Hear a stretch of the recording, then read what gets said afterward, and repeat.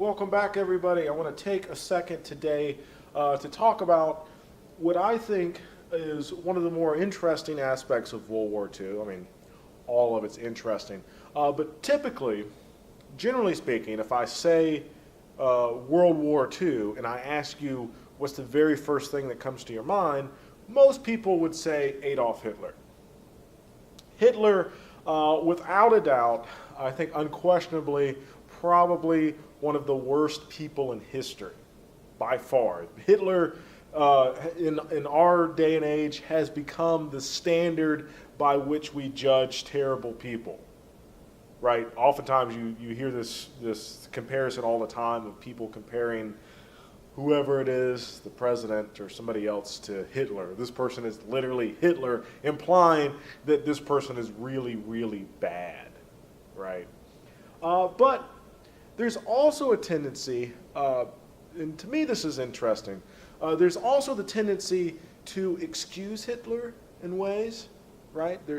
People suggest that maybe Hitler was crazy, that Hitler was delusional, that Hitler maybe was suffering from some sort of disease, perhaps Hitler was on drugs, all of which I think attempts to explain what he did. The killing of approximately 7 million Jewish people, the extermination, the attempted extermination of an entire group of people. And we have to find, I think, we try to find some way to justify that, some way to figure that out. Like, no normal person would do something like that. But I would suggest that normal people do things like that, and that history is filled with these examples. But if we're going to try to find out why he did this, what the rationale was, what would bring somebody to do that, I think there are better explanations other than drugs or insanity. Okay, so I want to take a second for this lecture to talk about Nazi ideology, to talk about the sort of general beliefs that underlie Nazism, why people were Nazis. Okay? Because it's easy to forget that a lot of people were Nazis. We think of Nazis as these horrible, terrible people, but people really believe this stuff. In the same way you might believe in your religious beliefs or political beliefs, whatever it is. People fervently believe this stuff. And I should note, however, that Nazi ideology, I'm talking about it as, I'm going to try to talk about it as like a coherent body of belief, but it's not consistent, I guess. Not everyone, like if you were to go back in time, for example, take a time machine back to Nazi Germany and ask a person on the street about each of these points, it's not like they would all agree to all of these points. I'm just picking out what I think are some of the more commonly held ideas from Nazi ideology. And it's not to say that Hitler believed all this stuff. Some of the stuff he didn't believe. But these beliefs taken together, I think, can kind of give us a picture of what Nazis believed. Now, at the heart of Nazi ideology, I should note that I was trying to draw this is supposed to be like a web, like a spider's web, okay? All of these beliefs are not individual, separate beliefs. All of these beliefs are deeply connected, and oftentimes these divisions that I'm drawing between them are a bit arbitrary. They're all deeply connected, and they're all deeply connected because they all share the same basic core, the same basic root idea / belief. And this basic root belief, I think, is this underlying sense of racism and nationalism. Racism and nationalism. And within Nazi ideology, I think these two beliefs are inseparable. I think they are deeply woven together. Racism, as we'll talk about here shortly, Nazi racist ideology rooted in the idea of Aryanism. The Nazis believed that they were the one superior race and that other races were biologically inferior, physically, intellectually, socially inferior. Okay? Combined with this sort of nationalism. Nationalism, again, being a sense of pride in one's nation. And there's a healthy sense of one's pride in one's nation. I'm proud to be an American, where most people would say that they're grateful that they live in the United States. That's a very mild form of nationalism. This is a more serious form of nationalism. Not just pride in being German at this time, but the belief, the genuine belief, that Germans were just generally better people. Okay? Sort of superior sort of nationalism. So all of this really begins, and Nazi ideology takes place within the context of World War I. We talked about in the World War I lecture how not only is Germany defeated in World War I, but the blame for the First World War is placed on Germany. And as a result, Germany almost single-handedly has to pay the bulk of reparations for the First World War to the other Allied nations. And as a result, the German economy collapses. Okay, Germany in the 20s undergoes a major, major economic depression. The German currency experiences mass hyperinflation. Money basically becomes worthless. You can see pictures of people pushing around stacks of German dollars and wheelbarrows just in an attempt to buy basic household items. But there starts to develop, I put World War I conspiracy up here, because there starts to develop this general idea that something sinister went on during and after World War I. So there's this belief, and again, all this is linked together, there's this belief that the Germans were winning World War I, that the Germans were on the verge of victory, that the Allies were about to give up, that the Allies were about to collapse, and then all of a sudden, Germany loses. Well, how do we explain that? Well, instead of searching for economic or historical explanations, there arises this general conspiracy that somebody had betrayed Germany, that somebody had backstabbed Germany, because what other explanation do you have for Germany losing? They had better troops, they had better weapons, they had better supplies. How and why did they lose? So this conspiracy develops that Germany was betrayed. And they were betrayed by a particular group of people. I'll give you one guess who that group of people was. It's the Jewish people. Okay, so this general conspiracy surrounding World War I and why the Germans lost. And so you can see here that they're starting to put the blame on other people. Specifically, they're starting to target the marginalized members of their society at that time, one of the largest groups of which were the Jewish people. Okay. Next, we have German political ideology. So there's general political beliefs that start to emerge during this time. Perhaps one of the most famous of which is this idea of living space. I don't have a map that I can pull up, but if you go to Google, you can type in, just type in World War II map of Europe, and it'll give you the outlines of the countries at that time. But there's this idea, this political idea that starts to emerge of living space, that Germany needed to expand into Europe, that they were being pushed on by both sides, by the Allies, by France on the one side and Russia on the other side, and that they needed to expand. They needed more room. They were too cramped. They needed room to breathe, room to live, room to farm. Okay? And this is also linked to something else that happens after World War I that affects not just Europe, but especially the Middle East. After World War I, these sort of almost arbitrary political lines are drawn. These new countries are made throughout Europe and throughout the Middle East. And oftentimes, these new political lines, these new countries that are established, don't really take into consideration the people that are living there. So for the case with Germany, this idea of getting a living space, there are a lot of German-speaking people living, for example, if you could pull up that map again, there are a lot of German-speaking people living in Austria, living in Yugoslavia, living in parts of Poland that Germany considered to be theirs.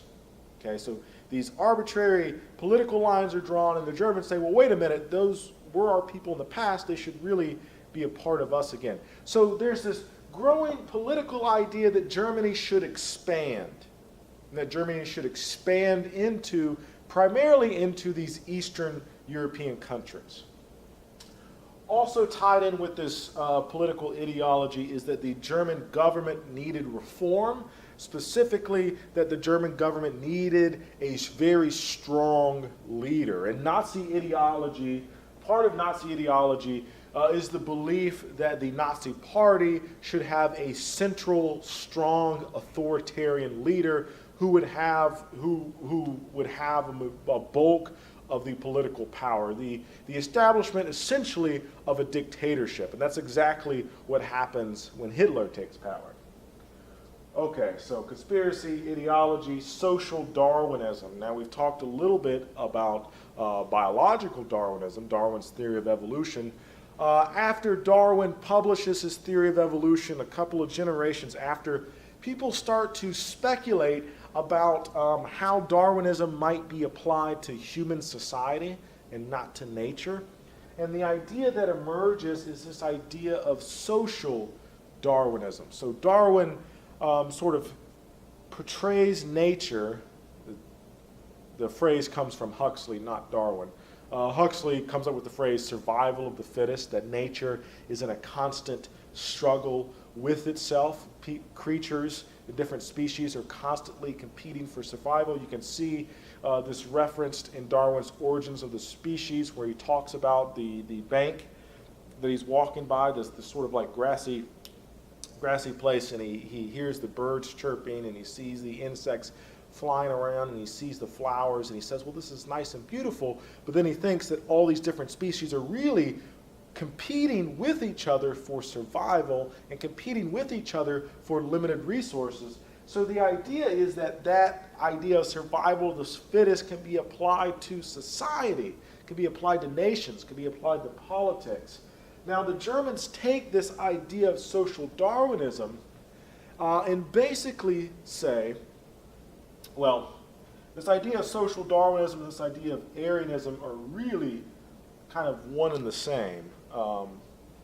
This idea that the German people, again, going back to this sort of racial superiority, that the German people were superior, but not only were they superior, but since all of nature is characterized by the survival of the fittest implies that these different nations ought to be competing with each other, ought to be struggling with each other. So there's almost this political need to fight and to struggle against other nations. Why? Because the Germans are the superior group of these nations, and nature dictates the struggle. This is sort of how they viewed the world, that war was almost necessary, that the Germans had to compete with these other groups of people for their survival, for the survival not only of Germany, but for the survival of their race.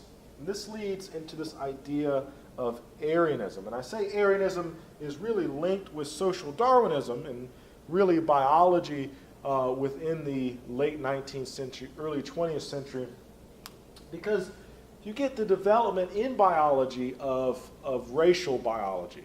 The idea that the different races of human beings represent distinct biological groups of people.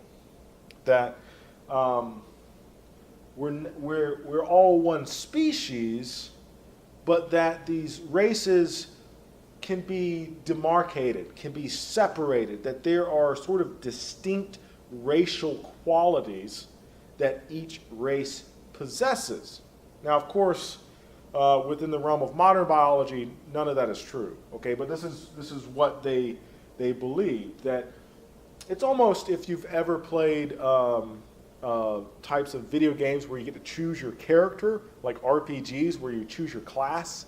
Like you have the warrior class, which is like fighting with swords, and then you have like the range class, which is like shooting bows and arrows, and they're separate and they're distinct, and they each have their own special capabilities and their own weaknesses. That's sort of how people thought about the different races in the late 19th, early 20th century.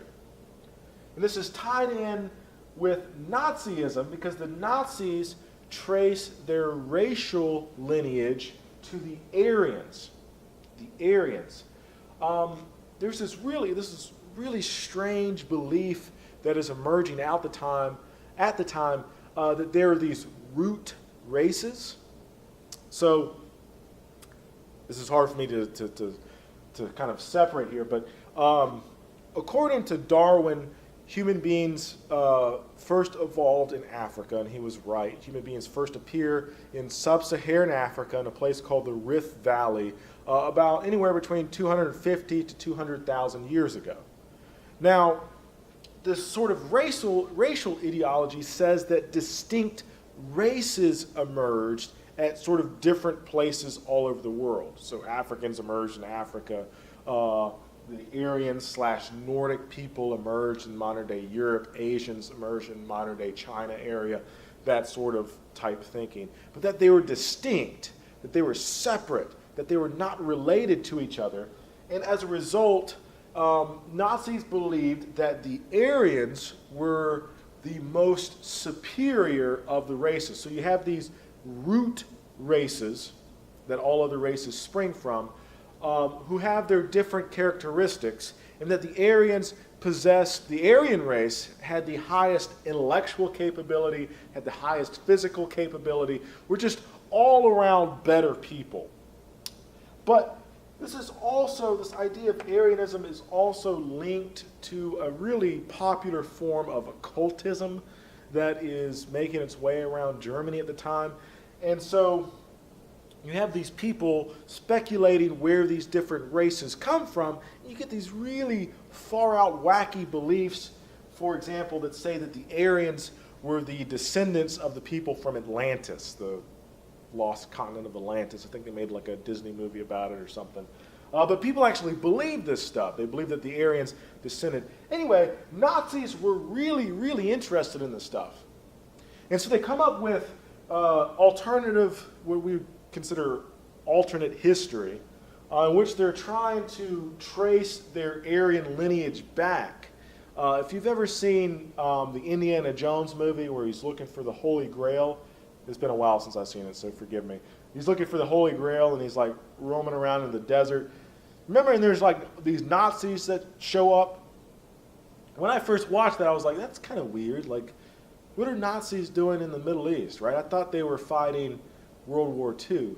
They are, but that movie has no historical basis. But Nazis were, in fact, Nazi historians were sent across the globe in order to try to trace their racial lineage. So, for example, you have Nazi historians and archaeologists and anthropologists throughout the Middle East, throughout India, throughout China and Mongolia, attempting to trace their Aryan ancestry, attempting to sort of trace this racial lineage back.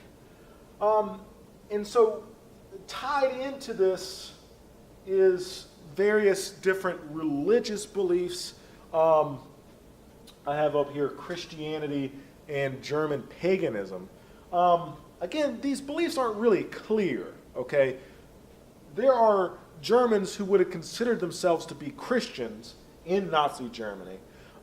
As far as the German paganism goes, there's this really interesting sort of new religious movement that's happening in Germany at the time, that's including that again, linked to this idea of Arianism, that Christianity has been corrupted and they want to get back to the true, pure German religion. But all these ideas are sort of intermixed with each other, and lying at the heart of all of these is Arianism. I'll give you some examples. So Christianity, as you know, is a Middle Eastern religion deeply rooted in Judaism.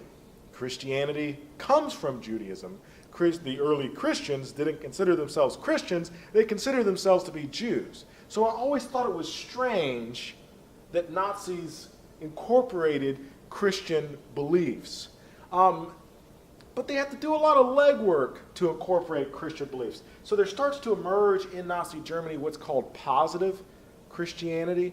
And basically what you have is you have German theologians who try to remove the Jewish elements of Christianity, which for all practical purposes is impossible, but they nevertheless, they try to do it, right? So they basically get rid of the Old Testament, because that's the Torah, that's the Jewish book.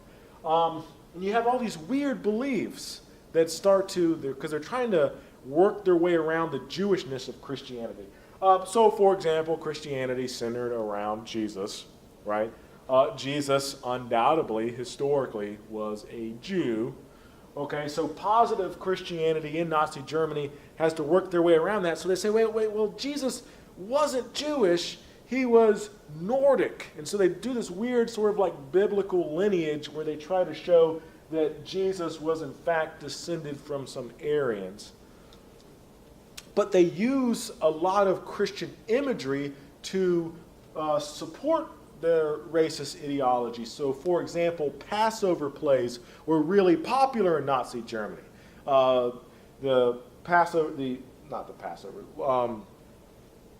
Passion plays. Sorry, I'm getting the two. Passion plays were really popular in Nazi Germany. The passion of the Christ, the passion of Jesus, as Jesus is suffering on the cross. And so they made a big deal out of the fact that Jewish people killed Jesus, that the Jews were responsible for the death of Jesus. And so you have the acceptance of Christianity, but only of certain parts of Christianity, and really a basic tinkering with sort of central key Christian concepts.